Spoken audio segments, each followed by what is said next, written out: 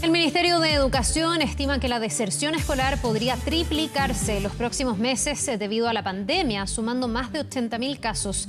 Queremos conversar sobre esto. Estamos en contacto para profundizar con José Weinstein, director del Programa de Liderazgo Educativo de la Universidad Diego Portales. Muchísimas gracias, José, por estar con nosotros y muy buen día. Buen día, Carla. A ver, me gustaría que partamos conceptualizando lo que entendemos como deserción escolar, pensando en que las familias están atravesando por distintas situaciones. En algunos casos hay razones económicas que han hecho papás que no puedan seguir pagando los colegios, otros que por otras razones o porque no están de acuerdo con la forma en que se están impartiendo las clases saquen a sus hijos. ¿Cuándo se considera deserción escolar para saber por qué se está diciendo, proyectando que se podría triplicar? Bueno, habitualmente la deserción es cuando se abandona el año escolar y después uno no se matricula en el año siguiente, es decir, se empieza a producir un abandono efectivamente del sistema escolar de un año hacia el siguiente. Y en ese sentido empieza efectivamente la deserción escolar. Y esta deserción es muy grave en el sentido de que efectivamente se considera que se está vulnerando además un derecho a la educación. Nosotros en Chile decimos y tenemos nuestro ordenamiento de que todos los niños y niñas tienen derecho a educación básica y media, ¿ya? Y sin embargo, cuando se produce esta deserción escolar, como tú decías, se está vulnerando este derecho a la educación con muchas proyecciones desfavorables para la persona. Piensa que el secretario general de Naciones Unidas, Antonio Guterres, ha hablado de una catástrofe generacional, porque esto es algo que está pasando con la pandemia, no solo en Chile, sino en el mundo. Sí, nosotros ya tenemos habitualmente cifras de deserción escolar que obviamente preocupan. Un niño que pierde su trayectoria escolar obviamente puede estar hipotecando su futuro. Pero ahora hay razones particulares que hacen que se haga esta proyección. ¿Usted está de acuerdo con que se podría llegar a triplicar? ¿Y cuáles son las razones en el marco de una pandemia como esta para que el número sea tan alto? Bueno, los escenarios son diversos. Yo creo que no está escrito en piedra cuánto va a ser, ni nadie lo sabe. Han habido distintas proyecciones. El mismo Ministerio de Educación, por ejemplo, en una comisión de expertos que se hizo, habló más bien de que iba a haber un 43% más de aumento de deserción. Es decir, no que se iba a triplicar, sino que iba a ser menos, un 50%, un poco menos del 50% más. Lo que ya es un drama. Por lo tanto, efectivamente, lo que sí está claro es que está aumentando y está aumentando por distintas razones. Por ejemplo, hoy día es sabido que hay un 9%, 10% de estudiantes de cuarto medio que está trabajando, sin contar quizás los que están buscando trabajo. Es decir, hoy en día la situación económica y social de las familias ha empujado a muchos estudiantes que tengan que colaborar efectivamente económicamente con sus hogares. Esa, por ejemplo, es una causa de deserción nueva o a mayor que la que teníamos el pasado, que está vinculada a la pandemia, que está influyendo.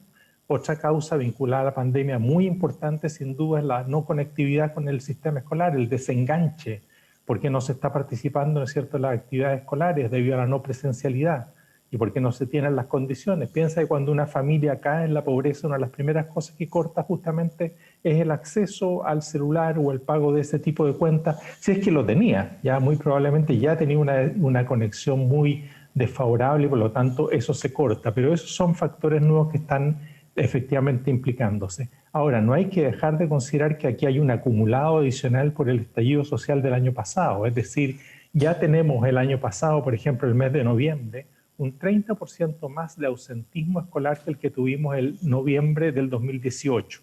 Por lo tanto, hay estudiantes que en realidad el problema no partió en este marzo, sino que partió antes que eso y hay un acumulado. Por lo tanto, esas son razones que hoy día hacen que esté aumentando la deserción. Situación económica de familia, no presencialidad y pérdida de contacto con las escuelas, acumulación de una desconexión con el sistema escolar que también va pesando. José, y en este caso, como casi todo en Chile, obviamente van a ser las familias más vulnerables o los niños pertenecientes a las familias más vulnerables los que podrían tener este mayor impacto y desertar. Sin ninguna duda. Y también lo que sí pueden haber grupos que estén efectivamente más golpeados que otros. Por ejemplo, nosotros, nuestro patrón de deserción en Chile, el grupo siempre más golpeado era primero medio. Ahí se producía la mayor deserción, porque efectivamente en el cambio desde la básica a la media había un grupo de estudiantes importantes que se perdía. Hoy en día puede ser que tengamos un patrón distinto. Por ejemplo, es muy probable que en los terceros y en los cuartos medios particularmente se dé esta deserción mayor. Por ponerte otro caso, todos los estudiantes que van a establecimientos técnicos profesionales, que no son pocos en Chile, estamos hablando del 40% de los estudiantes de cuarto medio y de tercero medio. Para ellos la situación es extraordinariamente dura porque efectivamente ahí el contacto principal es con hacer una clase que tiene que ser presencial, porque implica, ¿no es cierto?, la manipulación muchas veces de temas técnicos.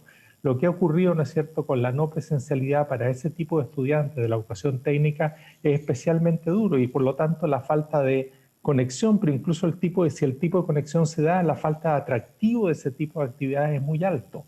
Por lo tanto, hay grupos dentro de, no solo es el tema que tú decías muy bien, de los estudiantes más vulnerables y con peor nivel socioeconómico van a estar más afectados, sino que además hay grupos dentro de ellos también que particularmente. Lo mismo los estudiantes con necesidades educativas especiales. José, usted me decía que hay distintos escenarios que se barajan, que esto todavía no está escrito en piedra. ¿Cuánto de esto se juega en esta última parte del año? Para algunos el año ya prácticamente terminó. Hay muchos que decidieron incluso durante el primer semestre sacar a sus hijos y ver más adelante qué hacer.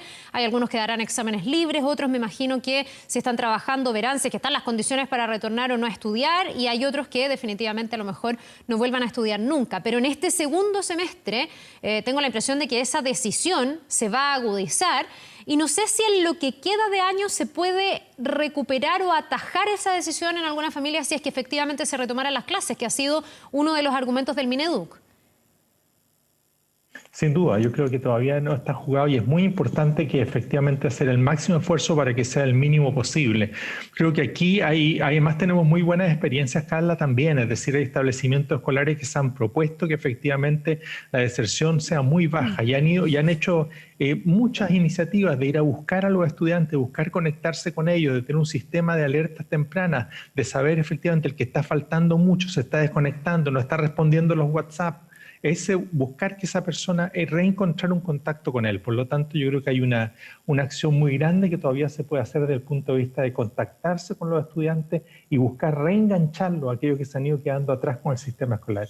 Eso implica identificarlos muy bien y adicionalmente eso darles apoyos adicionales desde el punto de vista de conectividad, de una marcación, por decirlo así, hombre a hombre o mujer, en el sentido de tener, ¿no es cierto?, alguien que esté llamando, que esté buscar que otros estudiantes a veces se conviertan también en nexo y en intermediario, es decir, buscar todas las fórmulas para que efectivamente en cada comunidad escolar esos estudiantes que se han desenganchado vuelvan, ¿no es cierto?, y se recuperen durante estos meses que nos quedan del año. Por lo tanto, yo creo que con presencialidad o sin presencialidad hay mucho que hacer. Ya, pero la presencialidad para usted entonces debe seguir siendo un anhelo como lo ha esbozado el ministro de Educación. Algunos lo critican y dicen que tiene un empeño en que los niños vuelvan a clases.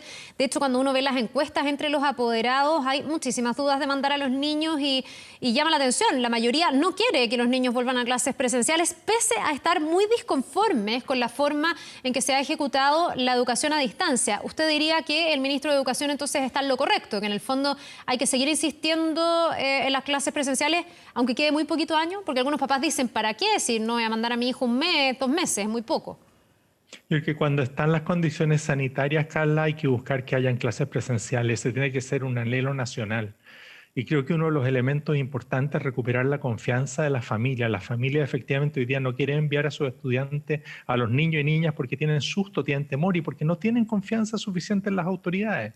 Por lo tanto, yo creo que hay que buscar que esa confianza se restablezca y efectivamente ojalá todas las autoridades, incluyendo los alcaldes, incluyendo los sostenedores, incluyendo todas las autoridades, busquen que cuando hay las condiciones suficientes, efectivamente se puede ir enviando a los estudiantes a clase. Eso tiene que ser un anhelo de todos, ¿ya? Y eso no va a ser rápido, incluso en los países que han vuelto a clase. Por ejemplo, el caso de Uruguay en América Latina es el más notorio. Igual hay familias que no están enviando a sus estudiantes a clase. Ya, por lo tanto, hay un temor muy comprensible, muy fuerte, y que solo se va a ir despejando en la medida que efectivamente se vaya volviendo a clase y se vayan tomando las medidas adecuadas, existan las condiciones sanitarias y se vaya demostrando por la vía de los hechos de que es posible volver sin temor. Aquí hay como distintas graduaciones o distintas capas de un mismo fenómeno, la misma problemática, que es en el fondo la educación, porque estamos hablando de evitar la deserción escolar, que tal vez es lo más básico, lo mínimo, el lograr que los estudiantes sigan en contacto con sus colegios y ojalá sigan estudiando y aprendiendo. Pero ahí entramos en una segunda capa, José, que me imagino que es mucho más difícil, que es el cómo medir y cómo saber si este año realmente se ha logrado una educación que haga algún sentido, que permita avanzar, que permita que si se pasa de curso no se llegue con un déficit prácticamente total, porque este año no ha sido lo suficientemente efectivo y así lo reportan casi todas las familias a las que se les pregunta. Entonces, ¿qué va a significar este año en la trayectoria educativa de nuestros niños y de nuestros jóvenes, cree usted? Bueno, yo creo que sí, no hay duda que lo que usted dice tiene razón, en el sentido de que se va a producir, ¿no es cierto?, un avance mucho menor en el aprendizaje, que van a haber menos niños que van a aprender a leer cuando lo requerían, menos niños que van a aprender elementos esenciales cuando lo requerían y así por delante.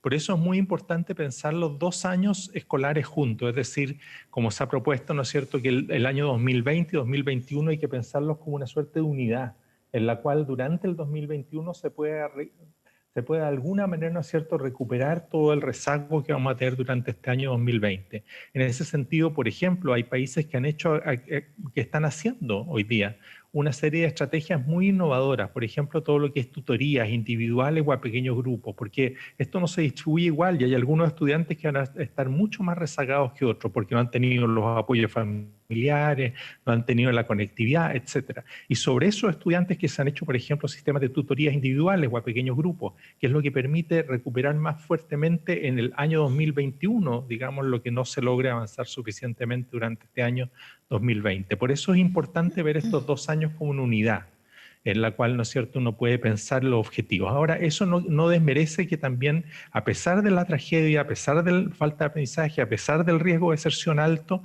también durante este año se han hecho avances interesantes. Y hay comunidades escolares que han hecho innovaciones muy notables que ojalá permanezcan en el tiempo. Como por ejemplo, ¿no es cierto?, las conexiones curriculares y trabajar menos asignaturistamente, lo que muchos han hecho y también un uso distinto de las tecnologías. Sí, pues es la innovación también a la que ha obligado de alguna manera la pandemia. Le quería preguntar por la postura Exactamente. del Colegio de Profesores. Desde el Magisterio, la semana pasada se pidió que este año ya se cerrara definitivamente y que se pase ya a los objetivos del próximo año. Dicen que no están las condiciones, dicen que en los colegios públicos particularmente no es posible pensar en un plan de retorno. Sabemos, José, la problemática que existe en salas de clases que pueden tener 40, 45 niños, profesores que además han estado muy recargados durante este año, también obligados un poco a innovar y a buscar distintas estrategias y fórmulas. ¿Qué le parece a usted la postura del Colegio de Profesores?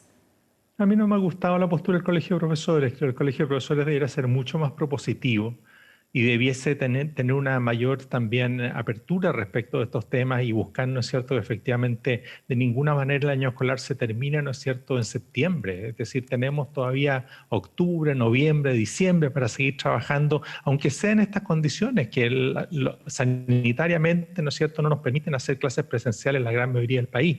Pero igual así se están haciendo esfuerzos muy importantes. Yo estoy en conexión con muchos establecimientos escolares, viendo cómo se están trabajando y están haciendo esfuerzos enormes. En ese sentido, yo visualizo en el profesorado en general una actitud muy, muy positiva y muy esforzada, y creo que hay que reconocer esa responsabilidad que han tenido los docentes y las docentes con los estudiantes. Y yo estoy seguro que esa responsabilidad se va a mantener en los meses que quedan, porque hay conciencia de lo que estamos hablando, de que hay que hacer un esfuerzo adicional para que efectivamente este año no sea un año perdido. Ya, pero usted ve que hay una diferencia entre, por ejemplo, colegios públicos y colegios subvencionados o colegios particulares pagados, porque también aquí se habla de eso, ¿no? De las condiciones que han tenido, no sé, los colegios pagados, por ejemplo, para poder habilitar plataformas, para poder hacer de la conectividad algo más simple, porque también son familias que tienen más recursos en sus casas, versus los colegios municipales, donde los mismos alcaldes han dicho no están todos los recursos, donde ha sido difícil el seguir en contacto con las familias. ¿Usted ha constatado esa misma diferencia? Es evidente adicionalmente a eso que hay una diferencia incluso entre los mismos establecimientos municipales y particulares subvencionados, es decir, no es solo con los privados pagados que es evidente, sino que también en los propios establecimientos se han agudizado las desigualdades. Yo creo que el tema que usted pone de fondo, que es que vamos a tener al final del año 2020 una desigualdad educativa mucho mayor a la que teníamos al inicio del año, es muy, muy fuerte. Y ahí se necesita una acción muy fuerte del Estado desde el punto de vista de compensación de desigualdades. Por ejemplo, todo el tema de conectividad, que está a la base del problema, exige, ¿no es cierto?, que haya un esfuerzo mayor desde el punto de vista de efectivamente entregarle a los docentes primero, pero después de eso, ¿no es cierto?, a los propios estudiantes las posibilidades de conectarse que hagan que se permita, ¿no es cierto?, una mínima mayor igualdad en este terreno. Hay incluso campañas que han surgido desde los propios establecimientos escolares pidiendo esto. A mí me ha impresionado mucho, por ejemplo, una campaña de un niño de sexto básico de Arica, un establecimiento que decía, bueno, de mis 32 compañeros de curso, hay 8 que tenemos Wi-Fi. Y él empezó una campaña que se llama Wi-Fi para todos. Y fíjese usted, un estudiante de sexto básico tenía conciencia de cómo estaba existiendo esa desigualdad y las condiciones que tenía y cómo que había que actuar frente a eso. El Estado tiene que ir mucho más rápido en este tema. Bueno, y además va a quedar siempre el desafío pendiente de que no sabemos lo que viene, ni siquiera sabemos si el 2021 va a poder ser efectivamente un año presencial y todo lo que se implemente, tengo la impresión que se va a quedar bastante tiempo, así que más importante todavía el punto que estamos tocando.